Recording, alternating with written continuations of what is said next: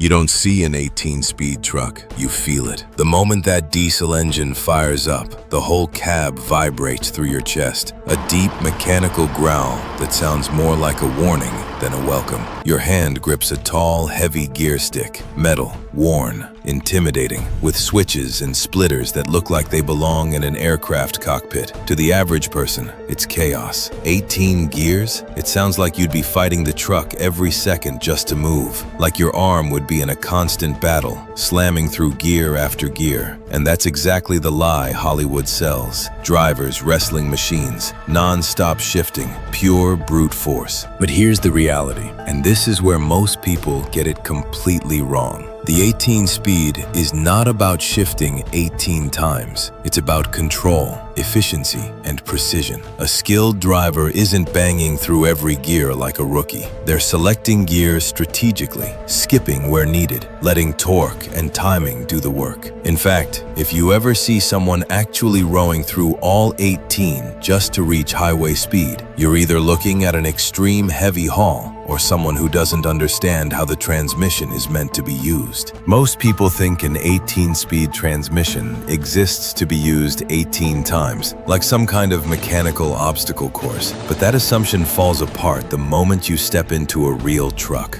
The engine roars to life, the cab shudders, and beneath all that noise is a system built not for chaos, but for precision. Today, we're ripping apart one of the biggest misconceptions in trucking and exposing what's really going on inside that gearbox, why 18 gears exist, why drivers almost never use them all, and how one small control, the splitter, turns something that looks brutally complex into a calculated, efficient tool. But to understand the lie, you have to understand the physics that actually drives a diesel engine. Unlike a car engine that can scream across a wide range of RPMs without complaint, a diesel is far more demanding. It operates like a heavyweight athlete, producing its best power in a tight window, usually between 1,200 and 1,500 revolutions per minute. Step outside that range, and performance drops off fast. Imagine trying to push a loaded mountain bike up a steep hill in the wrong gear. Too high, and your legs stall. Too low, and you waste energy. Now scale that up to 80,000 pounds of steel and cargo. Those low gears aren't optional. They're essential just to get the wheels turning without killing the engine. So if that's the case, if it's all about staying in that narrow power band, then the real question isn't just what 18 gears are, but why the machine was built with that many in the first place. Why 18? Why not 10 or 12? Because when you have 80,000 pounds behind you, the gap between gears is your enemy. If you shift from 4th to 5th and the RPMs drop too far, the engine drops out of its power band, the truck lurches, momentum dies, and suddenly you're dragging dead weight instead of moving it. That's the real reason the 18 speed exists, not to give you more work, but to eliminate gaps. Because in a machine this heavy, the space between gears is your biggest enemy. Each gear is carefully spaced so the engine stays locked in that narrow, powerful RPM range, whether you're crawling through mud or pushing hard down the highway. But here's where most people completely misunderstand it. That level of precision isn't always necessary. When the truck is light, when you're bobtailing or hauling something easy, the engine has more than enough torque to compensate. And this is where professional drivers separate themselves from beginners. They don't grind through every gear, they skip. They read the load, feel the power,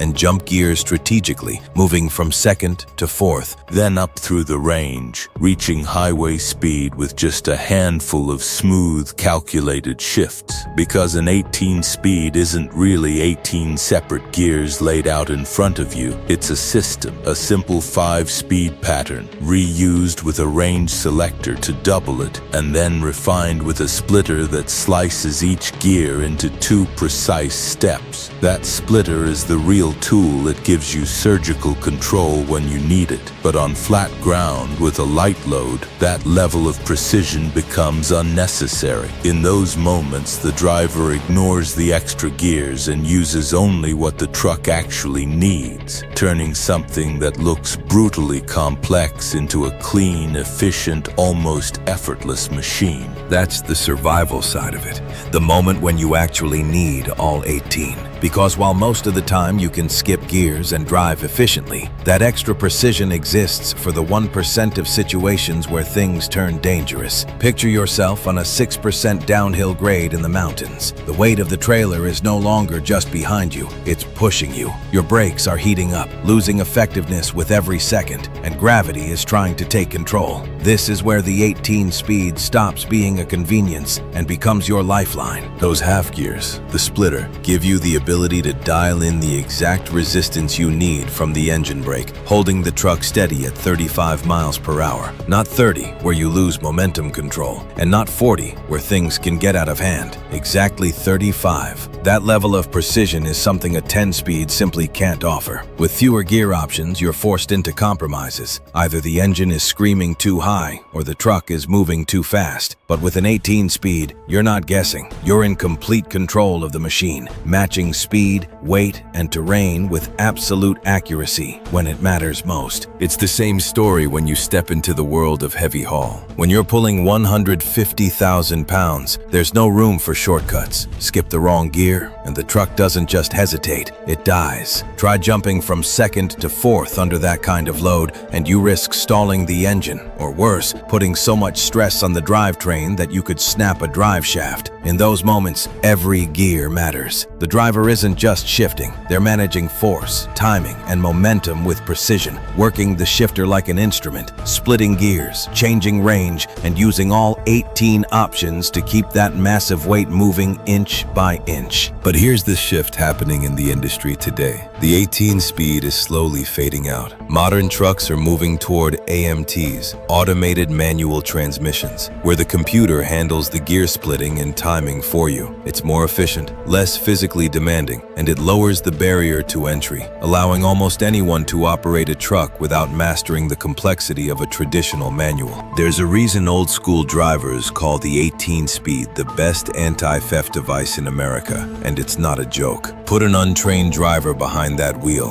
and they won't even make it out of the parking lot. Because this machine doesn't respond to force, it demands rhythm. It demands precision. You don't just press a clutch and shove a stick.